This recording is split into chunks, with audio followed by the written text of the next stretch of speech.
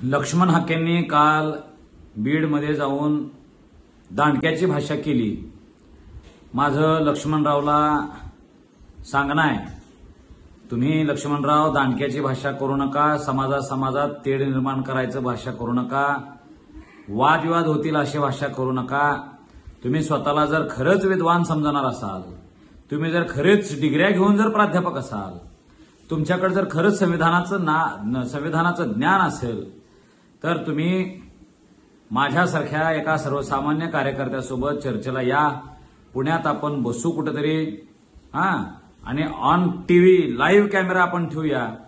तुम्ही सांगा की ह्या मराठा जातीला ओबीसी मध्ये आरक्षण कसं मिळणार नाही, आणि आम्ही सांगू की ओबीसी मध्ये आरक्षण मराठा कसा बसतो, आकडेवारीसहित कसा बसतो हे आम्ही सांगू। पण तुम्ही जर दांडक्याची भाषा करणार असाल तर मराठ्यांना सुद्धा तलवारीची भाषा करता येते। लक्ष्मणराव, हे लक्षात ठेवा। एखाद्या समाजाच्या उपकाराची जाणीव हे ठेवता आली पाहिजे। राजर्षी छत्रपती शाहू महाराजांनी आणि सयाजीराव गायकवाडांनी डॉक्टर बाबासाहेब आंबेडकरांना जे काही सहकार्य केलं असेल, जे काही मदत झाली असेल, त्याची जाणीव डॉक्टर बाबासाहेबांनी आणि त्यांच्या सगळ्या समाज बांधवांनी आजही ठेवलेली आहे। म्हणून राजर्षी शाहू महाराजांचा फोटो सुद्धा ते घरात लावतात। एक लक्षात घ्या लक्ष्मणराव, मराठा समाजातल्या राजर्षी छत्रपती शाहू महाराजांनीच या आरक्षणाची एक मुहूर्तमेढ रोवलेली आहे, आरक्षणाची पद्धती आणलेली आहे।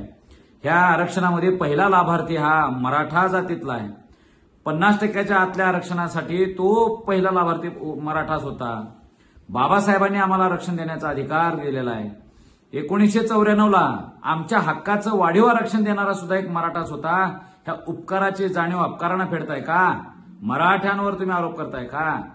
लक्षात घ्या, आम्ही जर आमच्या अवकातीवर आलो तर मराठवाड्याचाही इतिहास वेगळा आहे, मराठ्यांचाही इतिहास वेगळा आहे।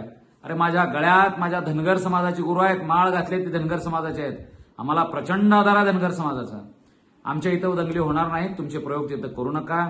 तुम्ही जे काय करायचं आहे या पुण्यात बसू, आपण काय मार्ग काढता येईल किंवा तुमचं ज्ञान किती आहे हे आपण तपासून घेऊ।